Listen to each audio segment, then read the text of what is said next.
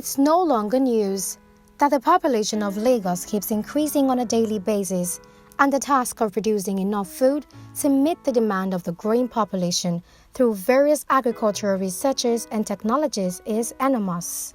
Speaking with our correspondent, the Program Manager and CEO, Lagos State Agricultural Development Authority, LSADA, Oko-Oba Agege, Dr. Olalekan Pereira Sheteolu, spoke on how Lagos, being the fifth largest economy in Africa, is ensuring food security under the administration of Mr. Babajide Olushola Sanwo. When you look at Lagos State, is the fifth largest economy. If Lagos has existed as a country, it will be the fifth largest economy in Africa. And when you talk about food security, when the present administration came into power, the first thing they did was to look at the various aspects of the economy of Lagos State and came up with the team's agenda. The team's agenda are the 6 pillars upon which this present administration is built, and everything we've been doing has been solely based on this. Agriculture came up with the aim, which is making Lagos State a 21st century economy. And basically, what does this mean? Anything you need to do without people being well fed, without people having enough food, and they are able to move from one place to another, then it is not worth it. So if you look at the economy of Lagos State in terms of agriculture, to make Lagos State food secured, the present administration is actually doing a lot. If you cast your mind back, it started well back around, I think, 3-4 years ago, when we look at the cost of rice in Lagos, and it was going out of reach of every common man. That was when we had a collaboration with Kebbi States, and we came up with Lake Rice. The LA standing for Lagos and the KE for Kebbi. That was how we formulated Kebbi. That knocked down the prices of rice down to about between 12 and 15,000 naira. The local farmers cut across the country, now we're producing more rice paddy. We have more rice mills springing forth in one place or the other across the country, and Lagos was not taken aback. With that led to a ban on the importation of rice by the federal government. Today, we can say rice is almost a stable one in Nigeria. When we bring it back home to Lagos, what is Lagos State? When we take rice, for example, we have the Immortal Rice Mill, which is nearing completion. By this time next year, I'm sure it will have been a done deal. The rice will have gone into full production, and it is a 32 metric tons of rice being produced every 1 hour. That is enormous. With the population of 22 million people in Lagos, there will be enough rice for people to eat and even to export to other parts of the country. Not only that, to make Lagos food secured, all our farmers have been empowered in one way or the other. We're providing them with fertilizers, farm implements, name it, harrow, tractors, so that they could cultivate as much land as possible, irrespective that the land is not the best in Lagos. We do not have that much land, but we are still making it.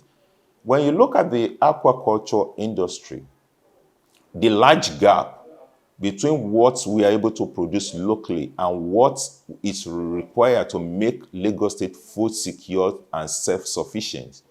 We have farmers going into production, into aquaculture, where they produce fish. People in their backyards and other places are producing this fish. But one thing is that this fish they produce locally in our houses, in the ponds, probably it's the earthen pond or the concrete pond, are still grossly inadequate. That led to what happened in our authority last week. Lagos State government, through the Lagos State Ministry of Agriculture, they actually donated 34 fishing boats. Top Gear, they are fiberglass, not made of wood. They donated it to the fishing communities, to cooperatives. We are trying to get the youths into buying into artisanal fishermen. Because the bulk of the fish that could make Lagos self-sufficient in fish industry are actually on the IC. So we needed people, and there is no way we could get this done without we supporting them. They have to go to the high sea. The boats provided, 34 in number, were made of fiberglass, which is the highest quality you can have in the boat manufacturing industry. Recently, the agricultural sector recorded some loss, which affected the price of food in the state. And in a bid to reduce those losses, the Lagos State government, in partnership with the federal government, empowered stakeholders in the agriculture value chain with storage facilities and post-harvest technologies. Yeah, you see, when you look at the probably nationally or internationally, the agriculture actually suffered a lot, and no thanks to the COVID-19 pandemic. You remember in Lagos, we had the lockdown in which the farmers, especially the poultry farmers, the fish farmers, were unable to go out to actually take care of their stock in the farms. There are some eggs, the moment the birds are fed, they will lay eggs. Now there was no market. There was a glut in the poultry industry. Even at that time when we have the palliative, people were donating eggs to the state government just for them to give out to people free of charge because the eggs are going back. So many thousands of eggs were buried because of their offensive odor, which no one can stand. It was a global phenomenon, and Lagos State actually suffered its own branch of it, in which the farmers they had. But after that, we've actually had an empowerment program in which the farmers were, some had the battery cages with birds, the layers were provided. They also have the poultry feed that were donated to people. Not the same applies to those in other industry, aquaculture, piggery, and so on and so forth. Even in crop, they were all empowered. They were given some things. But you will agree with me that no matter what we give, cannot be sufficient for these people to. But what we do was to give them like a sort of leverage so that they can bounce back from what they were before the pandemic, and it's a continuous process. And Lagos being an underland area space of 33,577 kilometers square, of which 22% are lagoons, which might create a disadvantage in terms of food crop production, but an advantage in relation to aqua farming. In Lagos, land is gold. Anywhere you go to in Lagos, except you go really into the remote part, that's when you have land being cheap. Lands, and it's not cheap in Lagos. But what we are doing, because if you want to go into agriculture, especially the crop farming, in which you have the yam tuber, you have cassava and other things, it requires a large piece of land for you to go into that. And unfortunately, we do not have that much land in Lagos. But what we are doing, we have the Southwest government agenda, in which all the states in the Southwest actually are part of it. And what we are basically doing, Lagos do not have this land. We're collaborating with Ogun, Oyo, Ondo, Ekiti, and so on and so forth. We're even going out of those areas. Lagos has some plots of land, hectares in Abuja, and we have in other places. What is the sole essence? If we do not have the land, let us come to your state. We will clear the land, we will do the planting. And you will agree with me, most of these neighboring states, all what they produce end up in Lagos markets. So if we are able to harness this, which we are already doing, we have a collaboration with other states in which they provide us with the land. We even use their farmers. We provide them the needful that are required for the farming, so as for them to produce and be able to bring this produce into Lagos. Apart from that, we do have other states that want to establish market in Lagos so that they can bring their produce right from the farm straight to Lagos market and sell. And that translates to higher profits for their farmers, in which what the government of the state actually wanted. So we're working around it. No land in Lagos, but that doesn't mean we should fold our arms and say, okay, we don't have land to do the farming, let's forget about it. No, we're actually collaborating with other states. And actually we're looking at Kebbi. because we're looking at maize production. Maize actually forms an integral part that cuts across all facets of agricultural enterprise, especially when you look at poultry, aquaculture, and even piggery. They need maize to formulate feed for the livestock and all the birds that they use, that they are rearing. And if we don't have enough land to raise this maize in Lagos, we could actually go into other states, look at a way of producing these things, and bring it to Lagos. These are some of the things the Lagos state government is looking at. Creating an enabling environment for youth in the field of agriculture, the Lagos state government supported the youth through the 2021 Agricultural Value Chains Empowerment Programs. What we're actually doing is, you see, if you look at the economy of Nigeria, or probably come home, let's take a look at Lagos State. The population of Lagos, we say is 22 million, but these 22 million are mostly youths, which means these people needed to be encouraged. They need to be brought in. They need to be told the reason why they should go into agriculture. The oil industry is not as lucrative as what it used to be before. Even if you look globally, the vehicles are being produced now that will not rely on the oil for its mobility. And if the world is not requiring the oil any longer, what do we fall back on? It has to be agriculture. If you want to make money, in all honesty, you want to be rich quickly, and you do not want to go into any malicious or any illegal activities, then you should be looking at agriculture. Agriculture is where you could come in with barely very few amounts of money, and you can turn that around into making money. Now, what we are doing for the youths, we do have various training programs in Lagos State.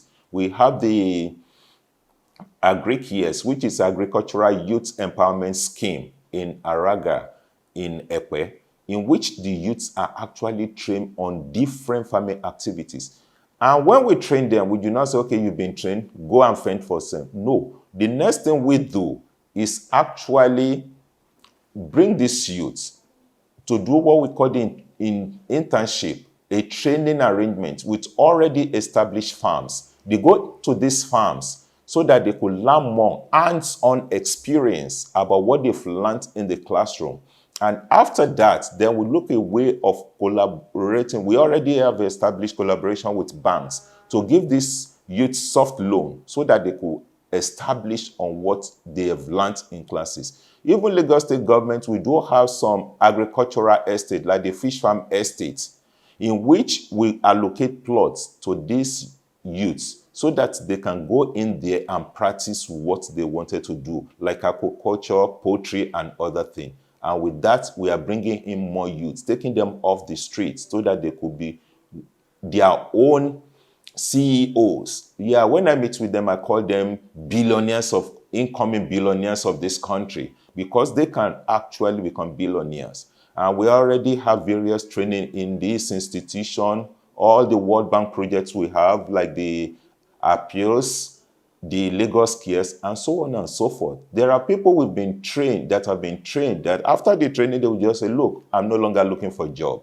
With what I have now, I can be my own entrepreneur. And they start from there. You have people already exporting smoked fish out of the country, and they are making dollars, making good money out of it. So the youths, I tell them, the future is bright if you are ready to tap into and annex the opportunities we have in agriculture. Another question is Lagos looking into banned farming or use of technology as a catalyst for agricultural development in the state? Absolutely. When you look Lagos, it has its own peculiarity. If you look at structures all over the Lagos, you mentioned some few minutes ago that there are no lands in Lagos. But then, all those little spaces that we have in our homes that we've actually paved with interlocking blocks, or probably concrete and stamping and so on, what are we using these spaces for? I am not saying that you should start uprooting and removing all the interlockings. There are ways we could go by that. We'll be launching it very shortly in Lagos, and what we call Lagos Urban Agriculture. And actually the federal government, as if maybe I don't know who is spying who, tapped into it. They call it Operation Feed Yourself. which means in your homes, you could do some gardening. How do you go about that? I personally, I have interlocking in my home, but I still do gardening. I was so happy this morning when I woke up and I saw the okra that I planted are doing fine. What did I do? I arranged 2 tires, one on top of the other, pour sand into the hollow created, and that's my planting site. I already planted okra, I have cucumber growing, I've harvested some maize, all sorts of things that you can do. As I speak to you, I have 2 plastic containers containing my snails, which I'm rearing in the house. You can do lots in your homes. You could actually go into aquaculture. You could have like a small tank, which has been specially made and designed for those that want to go into fish farming. By the time you could have 2 in your house with catfishes or tilapia, you're rearing them to maturity, and you could decide what you want to do with it. Whether you want to take some for yourself and your family and eat, or probably you want to sell off some and make some extra change for yourself. You can do that. Poultry you can do. There are people that does the broilers. They bring it up within 3 months, it's old enough. They slaughter, they kill for their family, and others they sell off. You could do tons of things. And here in Lagos State Agricultural Development Authority, that is our mandate. You don't need to be a professor or a professional, an expert in agriculture before you go into this. Just give us a call. We'll come out to your place. We will advise you the best way to go about it. If you're not using tires, you could use even the cement bags. You pour sand into it. Recently, there was a video that went viral. Some people that were actually planting yam in rice bags. It is something you can do.